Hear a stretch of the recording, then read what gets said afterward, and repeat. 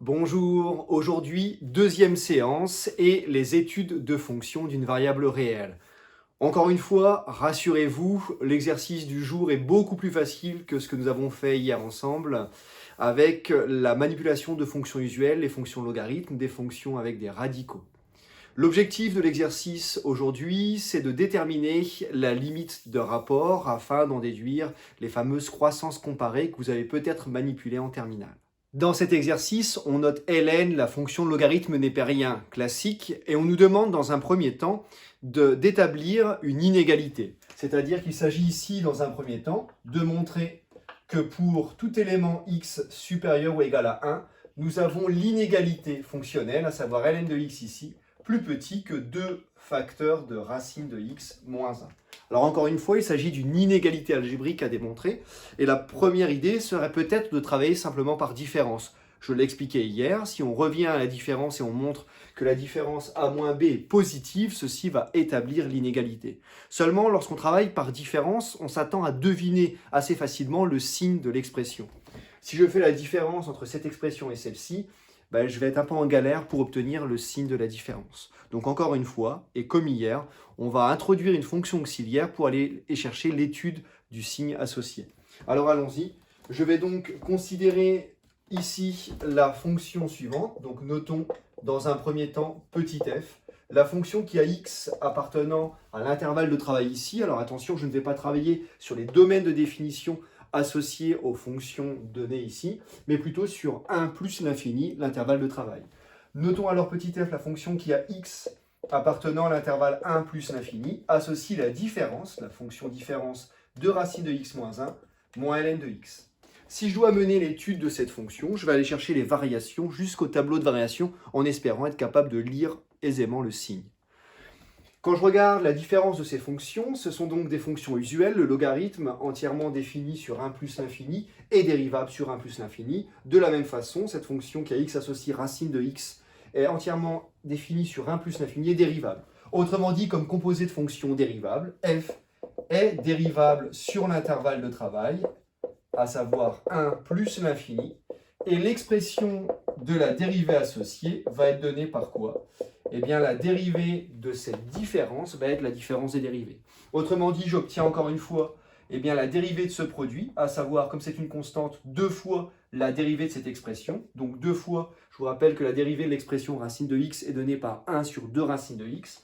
2 fois 1 sur 2 racines de x, moins la dérivée de 1 qui est 0. Donc la constante disparaît. On obtient donc dans un premier temps f' de x est donné par 2 fois 1 sur 2 racines de x, moins la dérivée du log donnée par 1 sur x ici. Autrement dit, après simplification, on obtient 1 sur racine de x moins 1 sur x. Malheureusement, attention, n'allez pas trop vite pour aller chercher le signe de f' de x ici. Oui, veillez à mettre les fractions ou les opérations sur les fractions au même dénominateur pour avoir une lecture plus facile en allant chercher le numérateur et le dénominateur. Ici, tout simplement, si je cherche à mettre au même dénominateur, on peut se rappeler que si j'élève racine de x au carré, j'obtiens x. Autrement dit, en multipliant en haut et en bas par racine de x, on va obtenir haut en bas au dénominateur racine de x fois lui-même, ça va donner x, à savoir racine de x moins 1 au numérateur, le tout sur x. L'étude alors de f' de x et de son signe dépend du signe de cette fraction. Seulement, comme on travaille sur 1 plus l'infini ici, eh bien le dénominateur est entièrement positif, c'est même strictement positif. Autrement dit, f' de x dépend du seul signe du numérateur ici. Or, comme je travaille sur l'intervalle ici 1 plus l'infini, eh bien, comme ici x est supérieur ou égal à 1, alors on peut affirmer par croissance de la fonction racine carrée que racine de x va être supérieur ou égal à racine de 1. À savoir que racine de x va être supérieur ou égal à 1. Autrement dit, ce numérateur racine de x moins 1 est positif. Ce qui équivaut à dire que racine de x moins 1 est positif ou nul. On peut alors en déduire que le nombre dérivé ici, fonction de x, f' de x, donné par racine de x moins 1 sur x, est constamment positif. On en déduit que f va être croissante sur l'intervalle 1 plus l'infini, ce qui va me permettre de construire le tableau de variation associé. Autrement dit, ici, on en déduit tout simplement que f' de x, et ceci pour tout x supérieur ou égal à 1, est positif ou nul, et donc j'obtiens les variations suivantes pour ma fonction, à savoir sur l'intervalle de travail 1 plus l'infini, j'ai une fonction qui est croissante. Seulement, comme hier, ne concluez pas trop vite, puisque la seule construction de ce tableau ne suffit pas à aller chercher l'inégalité demandée. Autrement dit, j'ai besoin d'en savoir un peu plus en regardant le comportement au bord. Seulement ici, si je regarde simplement la valeur en 1, je vous rappelle qu'on étudiait la différence entre 2 racines de x moins 1 et ln de x. Seulement en évaluant x égale 1, j'obtiens 2 facteurs de racine de 1 moins 1, moins plus loin, log de 1. Autrement dit, j'obtiens 2 fois 0 moins 0. En 1, on obtient encore 0. Finalement, ma conclusion est la suivante, à savoir que pour tout x appartenant à l'intervalle 1 plus l'infini, c'est-à-dire supérieur ou égal à 1, l'expression différence f de x est toujours positive, comme l'indique le tableau de variation. Ce qui me permet d'en déduire, n'oubliez pas, qu'on a regardé la différence de racine de x moins 1 moins ln de x, à savoir que si cette différence est positive, que 2 facteurs de racine de x moins 1 est supérieur ou égal à log de x, ce qui achève cette première question. Eh bien, dans un deuxième temps, on nous demandait d'en déduire la limite quand x tend vers plus l'infini du rapport ln de x sur x.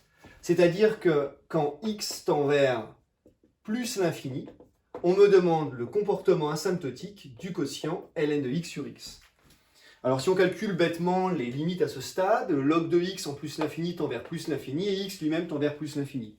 Autrement dit, si on tend en haut et en bas vers plus l'infini, par rapport des deux limites, on a ce qu'on appelle une forme indéterminée.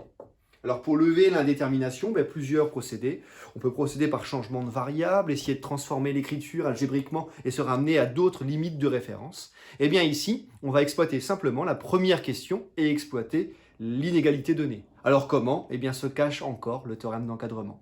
C'est-à-dire que ici, on rappelle qu'on a pour tout x supérieur ou égal à 1, l'inégalité suivante, à savoir que le log de x est inférieur ou égal à 2 facteurs de racine de x moins 1.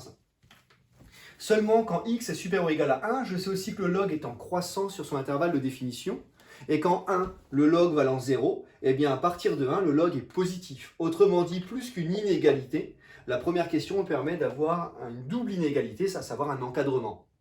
Eh bien en multipliant ici simplement par 1 sur x, qui est strictement positif quand x est plus grand que 1, en multipliant tout cet encadrement par 1 sur x, on obtient alors 0 fois 1 sur x, à savoir 0, plus petit que ln de x sur x, inférieur ou égal à 2 sur x fois racine de x moins 1. Je distribue tout de suite le 1 sur x pour obtenir 2 fois racine de x sur x moins 1 sur x. C'est-à-dire que si je transforme l'écriture à droite de mon encadrement ici, racine de x sur x moins 1 sur x, et bien encore une fois, je peux voir x comme racine de x au carré ici sur l'intervalle de travail. Autrement dit, je peux simplifier par 2 facteurs de 1 sur racine de x moins 1 sur x. Alors si je cherche la limite du rapport ln de x sur x, il suffit encore une fois d'aller chercher le théorème d'encadrement, à condition, je vous le rappelle, d'être dans les hypothèses. Autrement dit, qu'à gauche et à droite de cet encadrement-là, on a une limite commune. Autrement dit, quand x tend vers plus l'infini, on a bien 0 qui est une constante qui va tendre lui-même vers 0. À droite, quand x tend vers plus l'infini, on va avoir 1 sur racine de x qui va être de la forme 1 sur l'infini qui va tendre vers 0. De la même façon pour 1 sur x qui va tendre vers 0. Autrement dit, soyons rigoureux jusqu'au bout. Je ne vais pas faire des flèches dans tous les sens dans l'encadrement. Mais ici, on va pouvoir finir. Pour finir, on va pouvoir conclure que quand x tend vers plus l'infini, j'ai encore le membre de gauche ici, 0, qui tend bien vers 0, même si ça fait nounouille de l'écrire, soyons vigilants, et rappelez qu'on a bien les deux membres qui tendent vers une même limite. De la même façon, 2 fois 1 sur racine de x moins 1 sur x, qui va tendre vers 0 quand x tend vers plus l'infini. Et donc, d'après le théorème d'encadrement, je peux conclure, cette fois-ci adapté, ou plutôt associé aux fonctions, que le rapport ln de x sur x possède une limite quand x tend vers plus l'infini, et cette limite, c'est 0. À savoir que le log de x sur x a pour limite 0 quand x tend vers plus l'infini. Alors évidemment, pour vous, c'est une limite de référence, et vous avez raison, il faudra la retenir comme telle. On nous demande ici, encore une fois, d'aller chercher pour P et Q deux entiers naturels supérieurs ou égaux à 1, la limite d'un rapport. Évidemment, se cache ici ce qu'on appelle des croissances comparées, puisqu'on cherche à comparer le comportement asymptotique du log pour des puissances positives et des monômes de la forme x puissance q avec q un entier supérieur ou égal à 1. Alors pour ce faire, je vais donc considérer ces deux entiers fixés, P et Q appartenant à grand N, tel que à la fois P soit supérieur ou égal à 1, mais également Q supérieur ou égal à 1. Et naïvement, quand x tend vers plus l'infini, on me demande de regarder le rapport entre le log de x puissance p ici et également x le tout à puissance q. Alors quand je dis naïvement, c'est qu'on peut toujours chercher à calculer les limites en regardant les opérations sur les limites, seulement quand x tend vers plus l'infini, le log tend vers plus l'infini, donc par composition, log de x puissance p tend vers plus l'infini, et x puissance q va tendre vers plus l'infini comme un monôme. Autrement dit, j'ai encore un rapport qui tend vers un rapport de l'infini, ce qui n'est rien d'autre qu'une forme indéterminée. Alors pour lever ici l'indétermination, il y a plusieurs façons de procéder. Transformer l'écriture pour se ramener à des limites de référence, essayer de proposer des changements de variables pour se ramener finalement de l'infini en 0 ou en d'autres valeurs possibles. Et bien dans cet exercice, puisqu'à la question petit 2, on m'a rappelé la limite de référence ln de x sur x en plus l'infini, je vous propose simplement de m'y ramener. Alors comment? Eh bien, quand x tend vers plus l'infini ici, quand x tend vers plus l'infini, l'expression ln de x puissance p peut être transformée, le tout sur x puissance q. Comment? Eh bien, dans un premier temps, je vais essayer de jouer sur les puissances. D'ailleurs, dans cet exercice, dans cette dernière question, beaucoup de techniques reposent sur la manipulation des puissances de nombres éventuellement rationnels. Je m'explique. Si x est un nombre réel strictement positif et que p et q sont des nombres rationnels, alors x puissance p, le tout puissance q, va nous donner x puissance p fois q, règle usuelle sur les puissances. C'est-à-dire qu'ici, une première transformation possible, c'est d'écrire ln de x, le tout sur x, à la puissance p. Seulement attention, quand je fais ce genre de manipulation, il faut être capable de justifier l'égalité. Eh bien, si je prends ce quotient à la puissance p, en distribuant la puissance p, je vais obtenir ln de x puissance p au numérateur, mais je vais obtenir x puissance p au dénominateur, ce qui n'est pas satisfaisant au regard du x puissance q ici. Alors tout simplement ici, je vais corriger le tir et écrire x puissance q sur p. Pourquoi? Eh bien en distribuant la puissance p, je vais avoir une puissance de puissance qui revient à x puissance q sur p fois p, autrement dit x puissance q. Autrement dit, mon égalité est licite ici. Seulement, je suis un petit peu déçu puisque je voulais récupérer la limite du rapport ln de x sur x vue plus tôt, mais en jouant sur les puissances, je fais apparaître un x puissance q sur p. Ce n'est pas grave, on va alors poser un changement de variable, de sorte que la puissance ici va disparaître. Je m'explique. Posons alors ici le changement de variable suivant, à savoir grand x qui est égal à x puissance q sur p. De sorte qu'au dénominateur, je vais récupérer simplement grand x. Seulement, quand je fais un changement de variable, il est commode de remplacer cette expression par grand x, mais le petit x, je le remplace par quoi? Eh bien, quand on pose ce genre de changement de variable, on essaye de retourner l'égalité et d'exprimer x en fonction de grand x. Encore une fois, c'est un jeu sur les puissances que pour récupérer x en fonction de grand x, je vais d'abord, dans un premier temps, élever grand x à la puissance p. Si j'élève toute l'égalité à la puissance p, j'obtiens alors que x puissance p est égal à petit x puissance q sur p, le tout puissance p. D'après la règle usuelle sur les puissances, on récupère x puissance q. De la même façon, si j'élève alors cette nouvelle égalité à la puissance 1 sur q, tout est strictement positif, de sorte que lorsque je compose par des fonctions puissance, tout est licite, et je vais obtenir alors x puissance p sur q, qui est égal à petit x. C'est-à-dire que finalement, ce changement de variable m'autorise à voir quoi? Eh bien, avoir cette expression de la variable petit x comme une nouvelle expression en grand x. À savoir que le log de x, le tout à la puissance p, donc cette expression-là, le log de x à la puissance p sur x puissance q, peut être transformé par changement de variable avec le log de, donc petit x, je le remplace par x puissance p sur q, le tout sur grand x, puisque j'ai posé grand x égale à x puissance q sur p. N'oubliez pas, le tout à la puissance p. Alors malheureusement, ce que j'ai gagné, je l'ai perdu d'un autre côté, puisque cette fois-ci, c'est là-haut que la puissance est arrivée. C'est pas grave, parce que cette fois-ci, je ne suis pas embêté, puisque vous devez connaître les propriétés algébriques du log. de sorte que ln de x puissance alpha pour alpha rationnel va être donné par alpha ln de x. Autrement dit, on peut descendre la puissance devant le log et réécrire toute mon expression de la manière suivante, à savoir p sur q fois ln de grand x, le tout sur grand x à la puissance p. Seulement, mon problème était la limite de ce rapport quand x tend vers plus l'infini. Eh bien, c'est là où il faut être capable de lire le comportement de grand x quand petit x tend vers plus l'infini.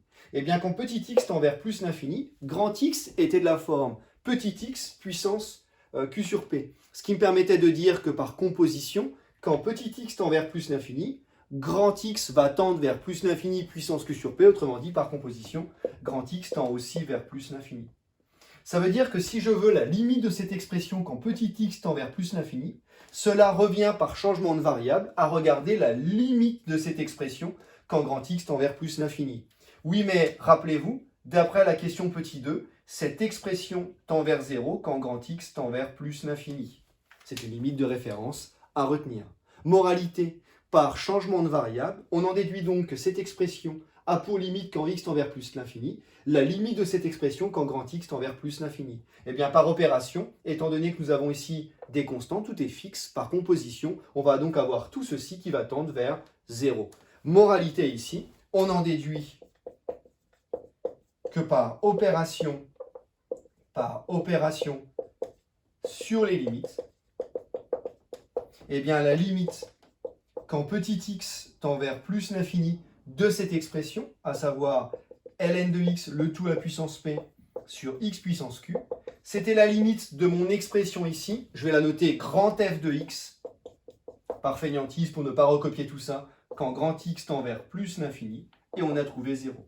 Autrement dit, ceci justifie les croissances comparées, c'est-à-dire que si le rapport des puissances positives du log sur les monômes de la forme x puissance q avec q antinaturel ici, eh bien le rapport tend vers 0. Autrement dit, les puissances positives de x tendent plus vite vers l'infini que les puissances positives du log. Rappelez-vous ces croissances comparées car elles sont pratiques, elles nous permettront évidemment de lever des indéterminations dans les expressions pour des passages à la limite. Ainsi s'achève cette deuxième séance sur les fonctions d'une variable réelle. Je vous invite à regarder les exercices 2 et 3 dont je vous enverrai le corrigé. À demain!